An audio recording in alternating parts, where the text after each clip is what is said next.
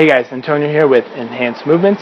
We're at MBS CrossFit again today. We're going to be going over some shoulder exercises to try and improve range of motion.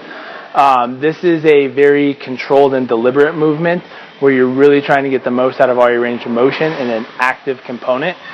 This is one way I like to improve shoulder range of motion. I also like using Indian clubs, which use a little bit more of a momentum type of movement to allow just a little bit of assistance to get into those range of motions.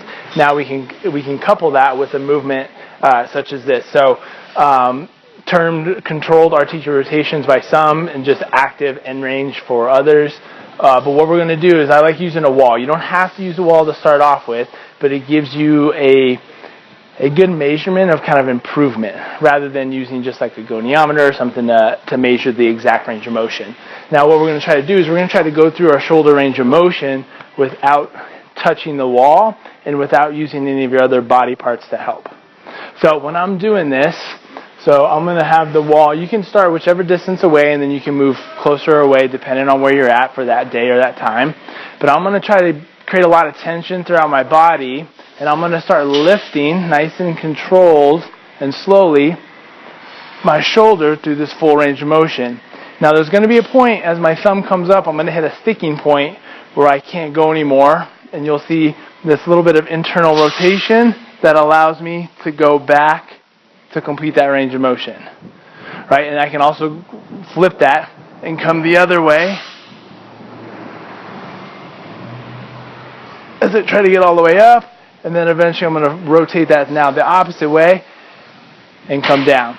So what I want to work on, obviously this is easy and that's easy coming up to there, but I want to try to take a little bit more time and focus through that sticking point of that part that's really tight and see if I can reach through and really try to improve that to try to get a little bit more range each time. So you can mix up the rep schemes. I like doing something between like 5 to 8 on each side to give the other side a little bit of a break and flip back and forth. Good for preparatory work and also good for like a cool down if you're feeling tight after a workout. You can really try to just work that shoulder around to try to keep that full range of motion.